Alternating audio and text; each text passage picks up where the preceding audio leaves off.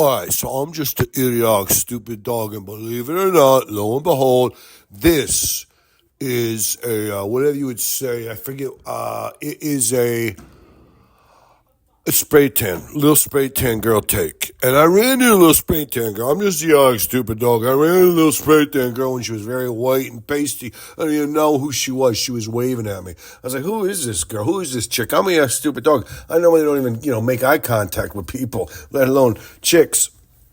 So, like a month after that, she comes walking up to me. You didn't recognize me, did you? She was all spray tanned up. She looked like Donald Trump ready for a fight. I was like, oh, God, little spray tan girl. No, where were you? She goes, I was in the crowd. I was pasty white. You didn't know who I was.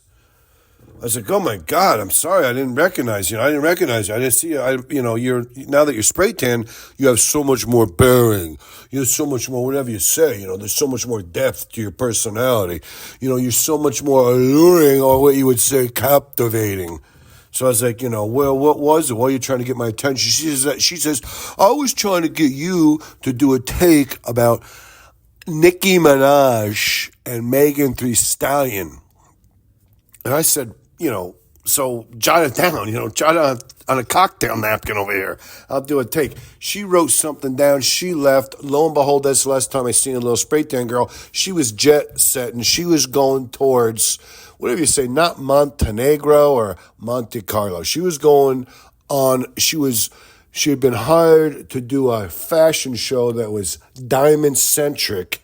And it was, I don't know if they were blood diamonds or what diamonds. It was a real diamonds. It was like no more cultivated diamonds, real diamonds. She was doing a thing where she was modeling diamonds on kind of like a fashion show runway situation in Monte Carlo.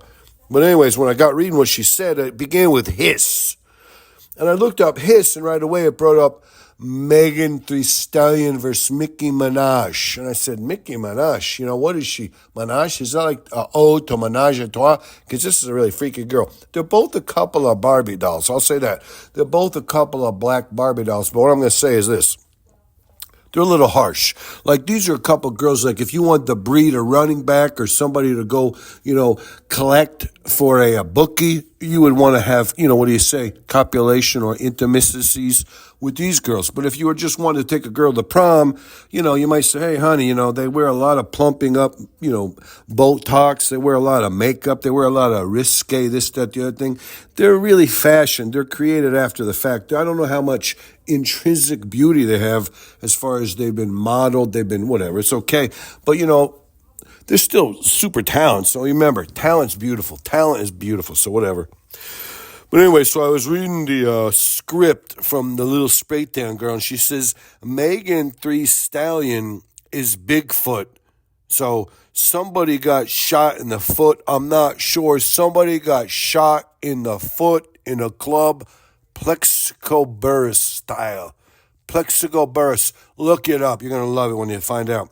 So Nicki Minaj was having beef over the song that Megan had produced, where Megan said, you're not, I don't even know which was Megan, which was Maggie. Somebody said something about, you're not mad at Megan, but you're mad at Megan's law. Because I guess Nicki's husband is a registered sex offender.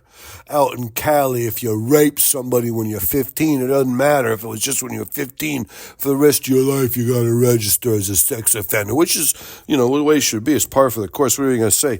But, so Nicki's brother is serving, 24-year sentence for whatever it is, having sex with an 11-year-old or something like that. I'm not even sure, so don't quote me on that. But Nicki's brother's in jail. Nicki Minaj's husband is a registered sex offender. Nicki might be a little bit freaky-deaky. Maybe Nicki should go hang out with, whatever you say, that guy, that rapper, Puff Diddy. Maybe Puff Diddy and Nicki could have a his and hers freak shows contest. That would be good for them. I don't know. Nicki came back when Megan was doing something, or Nicki was doing something. I don't even know which one was doing it, but somebody said to the other one, they did a song on Instagram Live that was a little bit embarrassing because it wasn't really that good. It sounded like Dr. Seuss wrote it. Something about Bigfoot, left foot, right foot, red foot, blue foot. It was like very Dr. Seuss-esque, but whatever. Megan Thee Stallion is really working on her dynasty right now. So if you want to hear the highlights, this is it. Megan Thee Stallion is really working on her dynasty right now. Nicki is like, hey, Megan, you're a Megan's Law wannabe. And to close this post, for all it's worth, I think this was a post where it was a little too scripted. I mean, I didn't really have, as an idiotic, stupid dog, I did not really have a lot of what you would say intrinsic. I didn't add a lot of intrinsic value. I didn't have a lot of intrinsic understanding. But if you want to end this post the right way, I'm going to end it just like this right here. Free Plaxico. Free Plaxico. And remember, Donald Trump was all in favor back in the day. Donald was back in the favor of gun law registration. He was in the favor of, freedom of choice with the abortion. Remember, Donald, research it. All you Donald sycophants, research it. But the one thing Donald did come out with, and I say today would probably be proud to say, he was all about free Plaxico.